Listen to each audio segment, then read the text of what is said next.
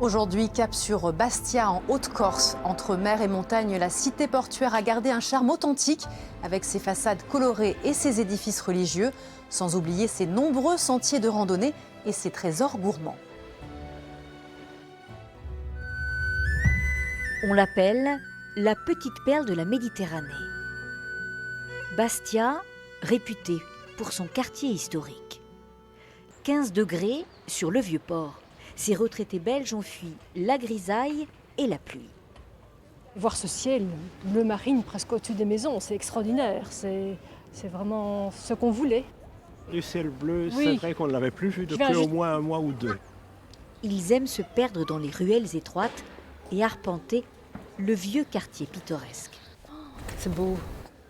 Dans la citadelle, impossible de manquer la somptueuse cathédrale Sainte-Marie. Bien décoré, vraiment. Avec un plafond extraordinaire éclairé. surtout. Un édifice qui recèle un trésor. Ses paroissiens veillent jalousement sur la Vierge d'argent, réalisée grâce aux offrandes des Bastiers au XIXe siècle.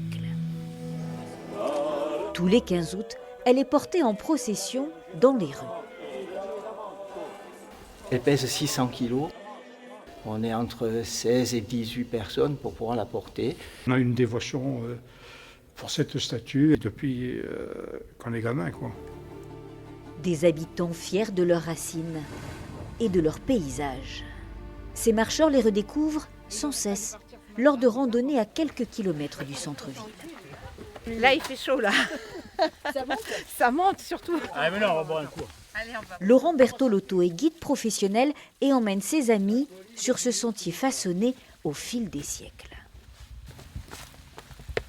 Et cette pierre, c'est ce qu'on appelle chez nous du schiste.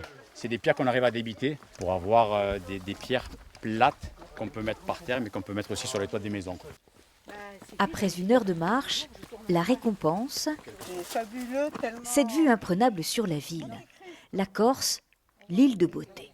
Calistée, elle était appelée par les Grecs, la plus belle.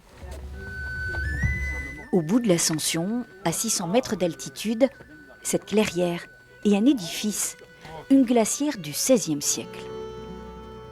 Autrefois, il neigeait en hiver sur les hauteurs de Bastia. La glace était stockée dans ce puits, puis descendue à dos de mulet. Après l'effort, le réconfort. Pause gourmande avec les canistrelli. C'est le biscuit, notre biscuit corse. Et Jumpy en veut aussi. Les canistrelli, c'est devenu la spécialité d'Emilie Potentini. Lorraine d'origine, elle est tombée amoureuse de la Corse et elle a créé son atelier près de Bastia. Les canistrelli, pour moi, c'était vraiment la recette emblématique à mettre en avant. Pour les préparer, il faut du beurre, du sucre, de la farine, des œufs et de la vanille. Mais quel est le secret pour les réussir ? Ça va être une pâte qui donne des biscuits à la fois croustillants et fondants en même temps. Les canistrelli sont aussi parfumés au miel, à la clémentine ou au citron. Bastia et ses habitants qui vivent leur tradition au quotidien. Chaque parcelle de la ville dévoile l'âme des Corses. Autre gourmandise à savourer pour les becs sucrés, les frappes. Ces beignets moelleux et croustillants à la fleur d'oranger sont un incontournable des desserts corses. Ils s'achètent toute l'année sur les foires et les marchés, comme celui de Bastia bien sûr. Le Mercat rassemble chaque week-end une soixantaine d'artisans qui mettent en valeur les produits de l'île et ils sont nombreux. Le chant fait partie intégrante de la culture sur l'île de Beauté. Du Cap à Propriano, les polyphonies résonnent un peu partout. Elles étaient à l'origine entonnées par les bergers pendant leur séjour en montagne. Les polyphonies sont même classées depuis 2009 au patrimoine immatériel de l'UNESCO. Avec son collectif de Bastia, Laurent Philippi chante régulièrement lors des offices religieux. Chez nous, on chante la messe in paghiera. Donc, à Badiela, c'est ce chant donc à 3 voix. Vous avez une voix de basse et l'ossature du chant. Vous avez la seconde qui vient interpréter le chant. Et la voix de tierce qui n'est juste que la 3e voix.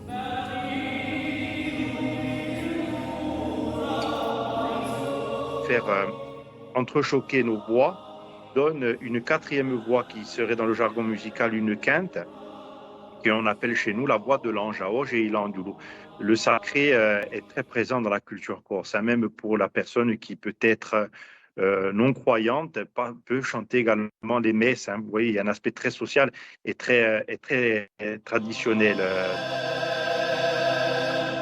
Le chant chante l'amour, chante le deuil, chante la violence. En Corse chantait aussi les vendettas. Les femmes chantaient des monodies pour appeler à la vengeance, pour appeler à la vendetta, jusqu'il y a très peu. Le chant a un rôle social très important en Corse, encore aujourd'hui. C'est beaucoup aussi un acte culturel, mais c'est un acte aussi militant. Quand on fait de la polyphonie, quand on chante et quand on rentre dans un aspect culturel, on est loin de l'aspect folklorique. On est là pour quelque chose de bien précis et ça fait partie de l'âme corse que de chanter. La Corse côté sauvage, au sud de Bastia, l'étang de Biguglia est un sanctuaire pour la biodiversité. En hiver, plusieurs centaines de flamants roses viennent s'y poser. Cette réserve naturelle s'étend sur 11 km, un véritable refuge pour les oiseaux. Cormorans, canards, aigrettes, 300 espèces sont répertoriées sur l'étang. La région montagneuse de la Castaniche, elle, témoigne de l'histoire à la fois religieuse et politique de la Corse. Les couvents franciscains qu'elle abrite ont vu naître les premiers mouvements d'insurrection contre Gênes. Les Italiens dirigeaient alors l'île au XVIIIe siècle. C'est sur ces terres situées entre Corte et Bastia que Pasquale Paoli a été élu général de la nation corse en 1755, un symbole fort. Des paysages abrupts avec un charme tout particulier en hiver. Je vous invite à monter à bord du Triniquel pour finir cette émission. Ça signifie le tremblotant. Ce train traverse les montagnes avec ses 61 viaducs et ses 57 tunnels. Je vous souhaite de passer une belle journée avec nous.